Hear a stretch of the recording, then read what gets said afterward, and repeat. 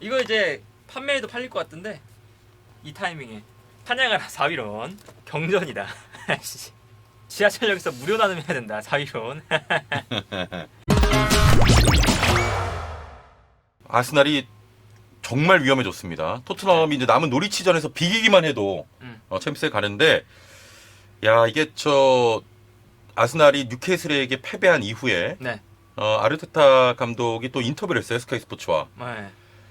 야 뉴캐슬이 10배는 잘했다. 실망스럽다. 오늘 경기력은 챔스 갈 수 있는 뭐 레벨이 아니다. 네. 이러면서 좀 자책을 하고 실망감을 표출했는데, 뭔가 좀 선수들에게 조금 실망한 느낌의 인터뷰였죠. 네네네. 오늘 경기 그래서 뭐 뉴캐슬이 경기 내내 지배했다. 우리는 이 챔스 갈 수 있는 레벨의 경기가 아니었다. 이 정도 네. 이렇게 하면 뭐 이렇게 얘기하면서 뭔가 선수들한테 뭔가 조금 화살을 돌리는, 이 감독으로서는 웬만하면 하면 안 되는 그렇죠. 그런 인터뷰 방향이 한번 나왔고, 그리고 이제 아르테타 감독 있고 그리고 팀의 정신적인 지주하면 좀 주장단이잖아요. 근데 자카가 이제 이 주장급 선수잖아요. 네. 팀 내에서. 물론 이제 주장 완장을 이제 박탈당했지만 그래도 이제 팀 내에서 고참 선수인데, 자카가 또 인터뷰를 했어요. 우리는 챔스, 유로파 다 자격 없다. 우리 너무 못했다. 하면서 이렇게 긴장감 있는 경기에 이 긴장감을 이겨내지 못할 선수들은 집에 있는 게 낫다. 집에 있는 게 낫다. 그러니까 선수들을 조금 비판을 한 거죠. 그렇죠. 네. 그러니까 이제 이 인터뷰를 보고 게리 네빌이 바로 또 이제 보면서 인터뷰를 했습니다. 내가 잘못 들은 줄 알았다. 자카가 다른 선수한테 저렇게 비판을 한다고? 자카 때문에 말아먹은 경기가 엄청 많은데 네네. 자카가 그런 말 할 자격이 있느냐? 그렇습니다. 이렇게 네빌이 또 비판을 했어요. 네. 이제 그런 걸 보면 이 어제 경기 패배가 사실은 인터뷰를 보면 좀 알 수 있거든요. 이 팀 내부적인 분위기가 매우 안 좋다. 네네. 네. 자, 그리고 형편없는 경기력을 펼쳤습니다. 뉴캐슬전을 네. 상대로. 자, 그러면서 이제 선수들에게 비판의 화살이 돌아가고 있는데, 네. 선수도 선수인데 사실 북런던도 그렇고, 이게 지금 아르테타의 전술에 좀 큰 문제가 있지 않습니까? 그렇죠. 예. 이게 사실은 아르테타 감독이 뭐 되게 이게 뭔가 선수들을 좀 비판하는 뉘앙스의 인터뷰를 하기도 했는데, 제가 생각했을 때는 아르테타 감독도 이번 이제 아스날이 챔피언스리그 경쟁에서 밀려난 게 아르테타 감독의 책임도 많이 크다라고 네. 생각을 해요. 물론 이제 이번 경기만 놓고 보면 북런던 더비라는 그 치열한 경기가 끝나고 3일 뒤에 있는 경기였어요. 그리고 뉴캐슬은 일주일을 쉬고 온 경기였죠. 네네. 그래서 체력적인 우위가 당연히 뉴캐슬에게 있었고요. 그리고 우리가 이 아스날 이야기할 때마다 뭐 나오지만 아스날의 스쿼드가 얇아서 이번에 뭐 파티나 티언이나 이런 선수들이 핵심 선수가 이제 시즌 아웃을 당하면서 네. 그런 공백도 분명히 있어요. 물론. 그리고 이제 네. 오늘 경기에서는 심지어 홀딩이 지난 경기 퇴장당했고 마갈량이스와 베나이트가 완벽한 컨디션이 아닌데 어쩔 수 없이 나왔죠. 홀딩이 못 나오니까. 뭐 그런 거 있어요. 그래서 뭐 여러 가지 변수가 있는 건 인정. 자, 이번 경기만 놓고 보면 뭐 물론 어려운 점도 있었고 변수도 있었습니다만, 네. 우리가 또 이 아스날이 좀 걸어온 길 조금 살펴볼 필요가 있어요. 그렇죠. 그러니까 물론 이제 아르테타 감독이 그래서 오늘 그 인터뷰할 때 또 이런 말도 했어요. 우리가 부상이나 이런 선수단 변수가 있어서 변수가 많아서 베스트 11에 뭔가 물음표가 띄워질 수 있을 만한 포지션이 많다. 우리 풀스쿼드가 아니다. 네네. 이렇게 인터뷰를 했어요. 근데 단순히 이번 경기만 놓고 우리 스쿼드가 좀 안 좋았어요. 뭐 이런 얘기를 할 지금 상황이 되느냐를 그렇습니다. 생각해 보면요. 거기에 더해서 뭐 토트넘도 같은 상황이었고, 북런던 더비 네. 이후에 바로 또 경기가 있었고. 좀 뭔가 변명스러운 이야기가 아니었나 싶고, 예. 그게 변명이라고 생각되는 이유가 이런 거예요. 기회가 있었는데 한층 더 도약할 수 있는 기회가 있었는데 미끄러진 그런 자료군요. 그러니까 이게. 이번 시즌 그러니까 정리를 하면 네. 아스날이 4위 싸움에서 이길 수 있는, 자신들이 스스로 4위 싸움에서 승리를 쟁취할 수 있는 기회가 네. 3번 있었어요. 3번. 그렇습니다. 한 번도 아니고 3번이에요. 근데 그 3번의 기회를 다 자신들이 놓쳤어요. 그래서 어떤 기회였냐면 첫 번째 기회. 프리미어리그 29라운드가 끝난 이후 네. 성적이 어땠냐면 그때 아스날이 28경기를 치른 상태에서 54점. 토트넘은 29경기를 치른 상태에서 51점. 네. 승점 3점 차이였어요. 근데 아스날이 심지어 여기에서 경기도 하나 적었죠. 그러니까 이제 산술적으로 따지면 아스날이 경기를 한 경기 더 치렀을 때 최대 승점 6점까지 6점까지 벌릴 수 있는 기회였어요. 네, 이때도 기억나는데 이때만 해도 많은 분들이 토트넘 4위 어렵다. 뭐 이런 분위기가 또 형성됐을 때예요. 그렇죠. 그래서 예. 그때 어떤 분위기였냐면 아스날 대단하다. 초반 3연패를 딛고 그렇죠. 1, 2, 3라운드 3연패를 딛고 여기까지 올라오는 걸 정말 잘했다. 아르테타 잘한다. 네. 반면에 이제 토트넘은 초반 3연승으로 누누 감독이 끊었는데 이렇게 미끄러진 게 왜 이렇게 됐느냐. 네. 콘테 감독 선임 너무 늦었다. 뭐 이런 이야기가 나오면서 서로 상반된 평가를 받았죠. 그래서 아스날이 딱 29라운드 끝난 이후에는 압도적으로 유리할 것으로 예상됐으나 그때 내리 3연패를 당했습니다. 이게 컸어 진짜. 그 6점 차이로 만들 수 있는 기회를 내리 3연패를 당했어요. 심지어 강한 팀들도 아니에요. 크리스탈 팰리스, 브라이튼, 사우스햄튼. 그리고 물론 저 경기에서도 물론 뭐 티어니, 파티 부상, 네. 뭐 토미아스 부상, 뭐 이런 여러 가지 변수가 있었지만 그런 변수가 있다 하더라도 아스날 정도의 이 스쿼드 팀이면 저 3연패를 당할 만한 팀들이 아니잖아요. 네네. 내리 3연패를 당할 만한 팀들이 아닌데 내리 3연패를 당하면서 토트넘과 아스날이 역전됐습니다. 그래서 저 때도 아르테타 감독한테 많은 비판이 있었죠. 그런데 이 첫 번째 기회를 날리고 두 번째 기회가 찾아와요. 이게 이제 북런던 더비인데 북런던 더비 전에 토트넘도 굉장히 안 좋았거든요, 사실. 그러니까 한 번 역전 당한 걸 토트넘이 한 번 또 미끄러졌어요. 그렇습니다. 이 브라이튼에게 패배하고 브렌트포드한테 무승부를 기록하면서 또 승점을 못 쌓았죠. 네. 그러니까 아스날이 그 기회를 잡아서 또 승점을 쌓았습니다. 그러면서 북런던 더비를 하기 전에는 승점이 4점 차이였어요. 그렇죠? 그래서 그 북런던 더비에서 아스날이 승리만 가져갔어도 네. 확정을 짓는 상황이었고 그리고 무승부만 해도 사실은 남은 두 경기에서 1승만 하면 되니까 아주 아스날이 압도적으로 유리한 위치를 가져갈 수 있는 기회였어요. 그렇습니다. 그리고 그 경기가 당연히 아스날이 유리하니까 그걸 이용해서 경기를 주도할 수 있는 이 전술적인 이점도 있었거든요. 네. 근데 그런 거를 다 놓쳐버리고 그 경기에서 북런던 더비에서 0대3으로 패했죠. 네. 그래서 승점이 1점 차이로 줄어들면서 두 번째 기회를 놓쳤어요. 네. 근데 이 기회를 북런던 더비를 패배했음에도 불구하고 기회가 남아 있었어요. 심지어 두 경기가 남았고 두 경기를 모두 이긴다면 이제 자력으로 그쵸. 4위 그러니까 할 수 있었던 상황이었는데 그만큼 아스날이 앞서 있었던 거죠. 네. 그래서 북런던 더비를 패배했음에도 불구하고 결국에 아스날이 자기 자신이 자력으로 4위 싸움을 확정 지을 수 있는 기회가 또다시 찾아왔어요. 네네. 뉴캐슬전과 에버튼전. 근데 뉴캐슬전에서 충격패를 당했습니다. 충격패이기도 하고 진짜 이 경기력 자체가 그러니까. 뉴캐슬한테 상대가 안 됐어요. 네. 진짜 상대가 안 될 정도로 패배했고 점유율을 살펴보니까 전반전에 7대3이었어요. 뉴캐슬이 7. 네. 아스날이 승리가 필요한데 뉴캐슬이 압도를 했단 말이죠. 그 정도로 실망스러운 경기를 펼치면서 패배를 했는데 이런 상황들을 놓고 보면 세 번의 기회가 있었잖아요. 자신들이 그냥 챔피언스리그 자기가 잘하면 가요. 토트넘이 못하는 거 기다릴 필요도 없어. 네네. 나만 잘하면 돼. 근데 그걸 못해서 챔피언스리그를 못 간다. 이거는 물론 스쿼드에 대한 문제도 있겠지만 감독의 책임이 그렇죠. 많이 크다. 그러니까 이제 우리가 명장들을 꼽을 때 네. 뭐 여러 가지 요소가 있겠습니다만 위기 상황이 리그 하다 보면 한 두세 번씩 오잖아요. 그렇죠. 그거를 딛고 어떻게 극복하느냐도 명장의 한 요소인데 네. 아르테타 감독은 좀 경험 부족이랄까?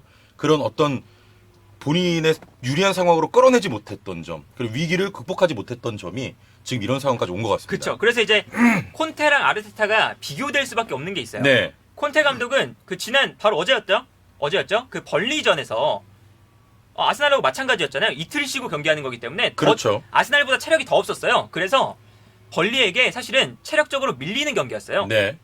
그러다 보니까 후반전에 거의 벌리가 주도를 했어요, 경기를. 근데 그때 그 경기에서는 결국엔 콘테 감독이 어떻게든 한 골을 넣어놓고 승리를 위해서 자존심 다 버리고 네. 수비에 올인했거든요. 그냥 오늘 한 골만 넣고 이거 지키겠다. 그 경기는 과정이 중요한 게 아니었기 네. 때문에 그러니까 우리가 이거 객관적으로 벌리한테 우리가 밀리는 경기야. 우리가 벌리한테 안 돼. 이 경기에서는 체력적으로도 안 되고. 그러니까 자존심 다 버리고 수비할게. 그래서 1점 지켜서 네. 3점 쌓았어요. 근데 아르테타 보세요. 북런던 더비에서 굳이 라인을 올릴 필요 없었거든요. 근데 그 경기에서 원정 가서 토트넘 홈에서 아스날이 4위 싸움 확정을 지어. 네. 그럴 기회가 눈앞에 보이잖아요. 그러니까 라인을 올렸어요. 그게 패차인 것 같습니다. 그게 패착이었죠. 예, 그리고 그 패착이 스노우볼이 돼서 사실상 뉴캐슬 전까지 온 거예요. 네, 그렇습니다. 왜 그러냐면 홀딩이 퇴장을 당했잖아요. 그게 이제 어떻게 보면 시발점인데 그렇죠. 홀딩에게 손흥민의 마크를 붙이는 것. 그렇죠. 이게 엄청난 스노우볼이 된 것 같습니다. 일단 첫 번째 그 북런던 더비에서 문제는 네. 아르테타 감독이 라인을 올린 거예요. 조금 더 공격적인 경기를 하면서 경기에서 토트넘을 압도하려고 했어요. 그냥 이기고 끝내버리겠다 뭐 이런 자신의 평소 경기 철학을 그냥 평소대로 가지고 나왔어요. 네. 그러면서 라인을 올렸죠. 그런데 손흥민의 마크맨을 홀딩으로 지정했어요. 그러니까 홀딩이 손흥민을 마크하는 상황이 됐어요. 네. 그런데 홀딩 입장에서는 내가 뒷공간이 이렇게 넓게 형성돼 있는데 앞으로 나와서 수비를 하는데 손흥민이 스피드도 빨라. 나보다. 그리고 홀딩은 객관적인 측면에서 이 선수 평가를 내리면 민첩성이나 스피드가 부족한 선수죠. 네. 그게 단점인데 그 선수에게 라인을 올리고 손흥민을 마크해라.